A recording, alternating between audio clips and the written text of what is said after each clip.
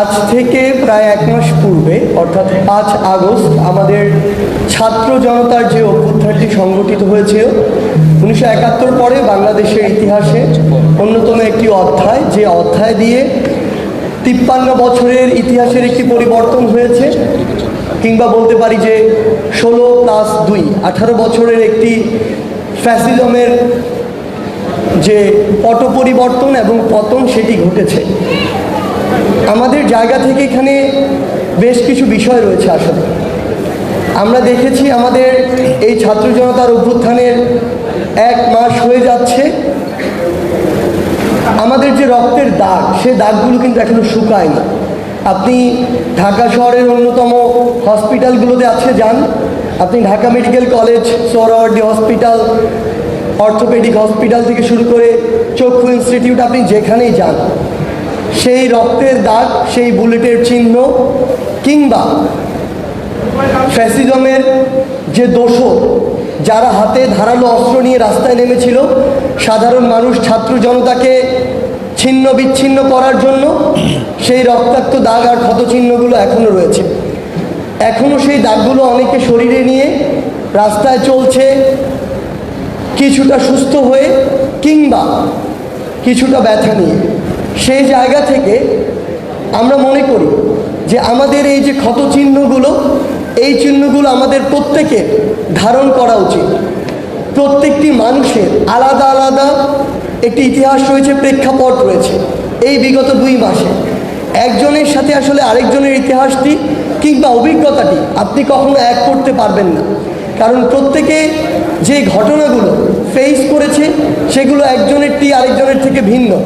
সেই জায়গায় আমরা শুধু আন্তর্জাতিক মিডিয়া নয়, দেশীয় মিডিয়া নয়, বরং প্রত্যেককে তাদের জায়গা থেকে আমরা অনুরোধ করব, আপনারা এই ডকুমেন্টেশনগুলো করুন।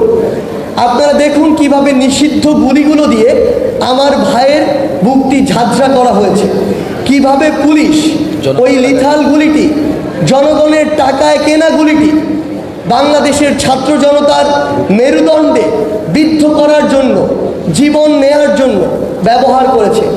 এটি অবশ্যই বাংলাদেশ যতদিন থাকবে বাংলাদেশের ইতিহাসের পাতায় এটি লেখা থাকতে হবে।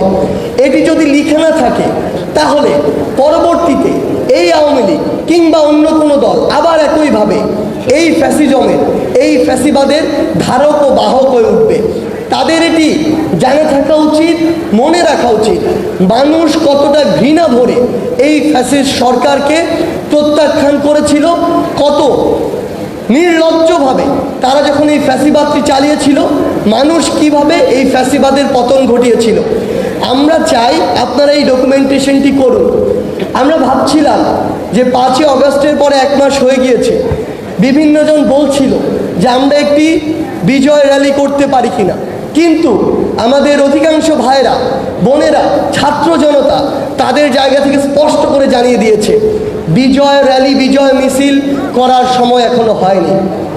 এই বাংলাদেশে যে ফ্যাসিস্টের পতন ঘটেছে সেই জায়গা থেকে এই দগদগে ক্ষতগুলো রেকটিফাই করে এমন একটি বাংলাদেশকে যতদিন না আমরা বিনির্মাণ করতে পারছি, যতদিন না এই বাংলাদেশ গণমানুষের বাংলাদেশ হয়ে উঠছে, আমরা আমাদের অধিকারগুলো ফিরে না পাচ্ছি, সিস্টেমগুলো আবার নতুন করে পুনর্গঠিত না হচ্ছে, মানুষ যে মানবিক কিংবা তার সাংবিধানিক সুবিধাগুলো পায় সেগুলো যতদিন নতুন করে পাওয়া শুরু না হচ্ছে, ততদিন কোনোভাবেই এমন একটি বিজয় মিছিল করা প্রাসঙ্গিক নয়। এটি আমাদের স্পিরিটের সাথে যায় না, আমাদের এই ছাত্র জনতার অভ্যুত্থানের চেতনার সাথে যায় না।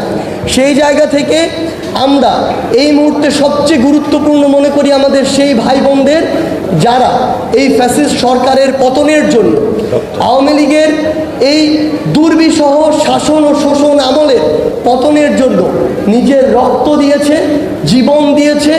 গুলির সামনে আবু